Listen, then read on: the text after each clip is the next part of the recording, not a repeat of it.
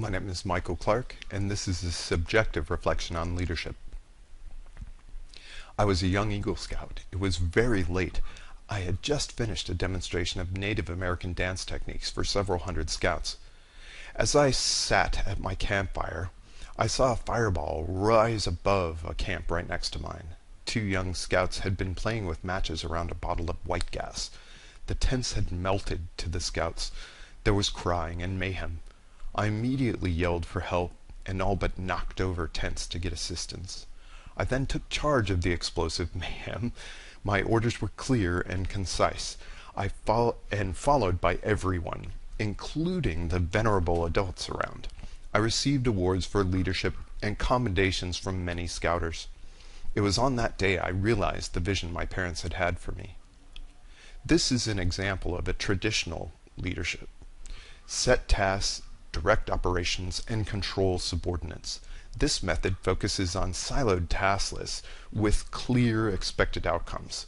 This contrasts the techniques focusing on the facilitation of individual needs to impart a feeling of belonging. At UCSD, I spent many hours studying human behavior, specifically child behavior. I was obsessed with integrating technology with things. I had spent years in front of classrooms already, so it wasn't anything new for me. My Aikido instructors' classes were much different, however. They always were trying to uplift and nurture while literally carrying a big stick. Aikido is about harmony instead of opposition to flows of kinetic energy, so to teach with a traditional model didn't quite fit. Consequently, for me, leadership is more of a hybrid. Great leaders are not generals in an army, but responsible members of a community.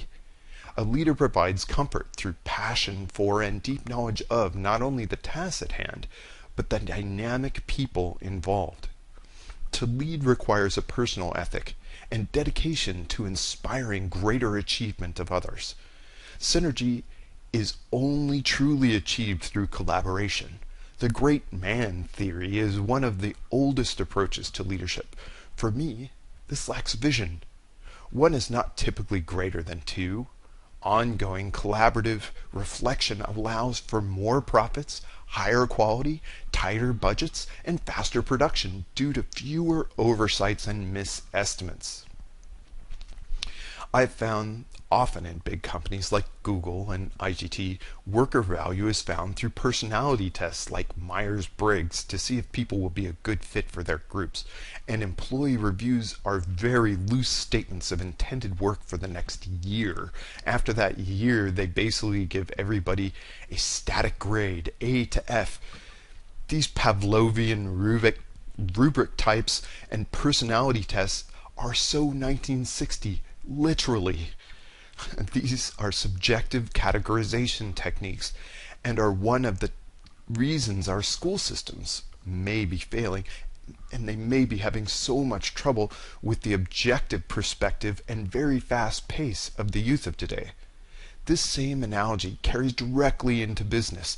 Outdated methods must be abandoned in favor of more ideal approaches. 2014 showed a tremendous uptick in U.S. worker turnover rates. Intellectual property loss is by far the most dramatic hit a company can take.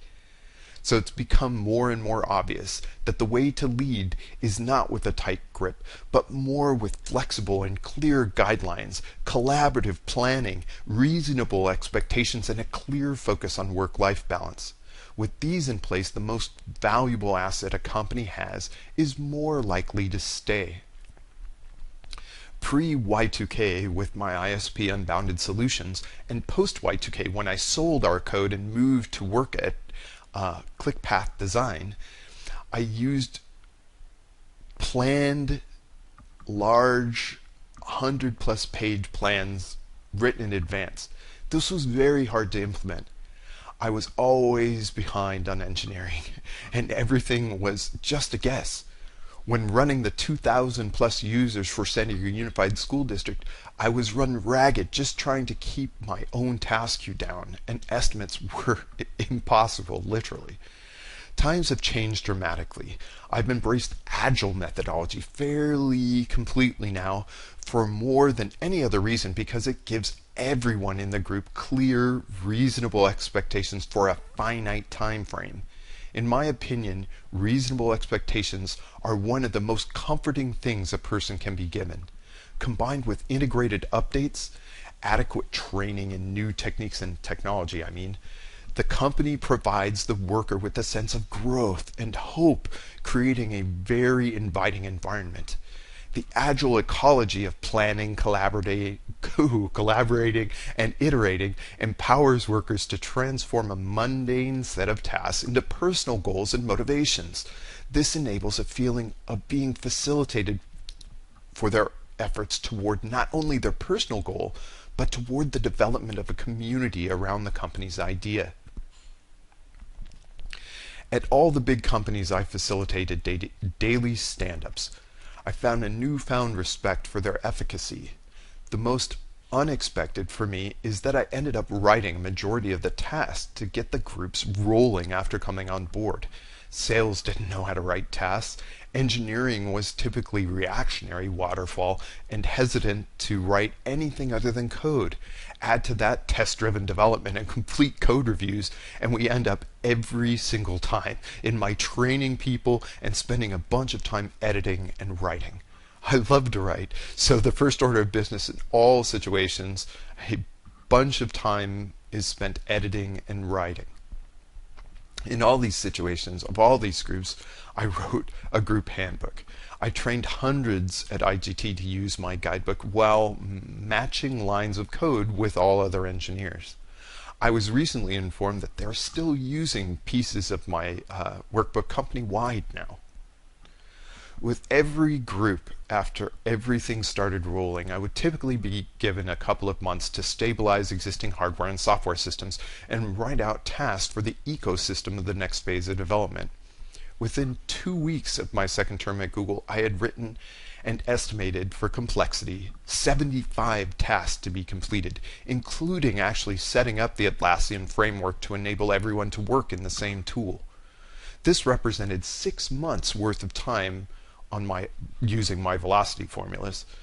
This kind of systematic, forward-looking, and profitable approach seems to be quite scary to many at first, because true accountability and backlogs are both very intimidating traditionally. After a month or so of coaching, typically I get everyone on board with agile and planning.